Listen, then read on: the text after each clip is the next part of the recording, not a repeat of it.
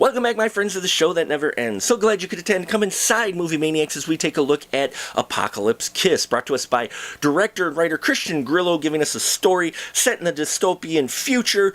Things aren't quite pleasant there, and what makes things worse is there's a serial killer running around. He's been running around the last 2 years, stacking up the bodies with no evidence, and we see Detective Jerry Hipple on the trail of the Red Harvest Killer, trying to track him down. Meanwhile, the real Red Harvest Killer, Adrian, is enjoying his life of crime and being able to get away with it. Well, a wrench gets thrown in his plans when two lovers show up in town, Katya and Gladys, and soon the body count rises even further. But their kills are being credited to Adrian's kills, and he doesn't like that too much. So we see how these two clash in a very not-so-great city, with Jerry Hipple caught in the middle, and none of them aware that there's even more impending doom on the horizon for the entire planet.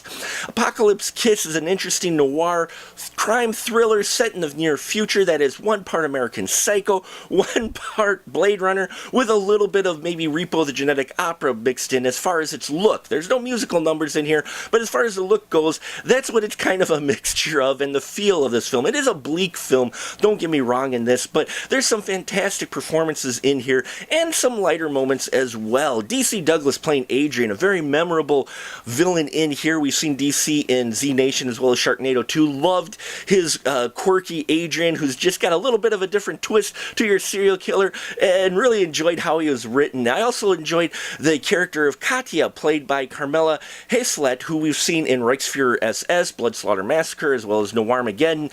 Here in another noir film by chance. I really enjoyed her Katya character. Very mysterious character. You're not quite sure who she is, and I loved that mystery as well. Gladys, playing the other half of the duo, played by Tammy Jean, is played really well. She's one that is smitten with Katya, and I loved her story as well. And the story with these two, the subplot that we get with these two, is as interesting as the main plot. We also get appearances by Tom Atkins, Michael Berryman, as well as Lloyd Kaufman. Always great to see them on screen. There's an interesting character called the Wizard as well, Brian Anthony Wilson. A lot of memorable characters in here that I really enjoyed. And they do great with the production that they have. It's not on a high budget, but what they do have, they make the most of, make you feel like this is in this kind of rundown future where corporates have taken over, which you do get some class warfare in here, statements on that, on government. There's a lot of statements in this film which you should get with sci-fi. There is some blood in here, but I liked how they handled the kills as well. Added a little bit of mystery by not showing completely what went on. And I enjoyed that quite a bit. Overall, Apocalypse Kiss, I thought, was an excellent independent sci-fi thriller. While the production design is production quality may not be up there with Hollywood, audio was good, editing was good, and it doesn't overstay its welcome. With a surprise ending I think you might not see coming.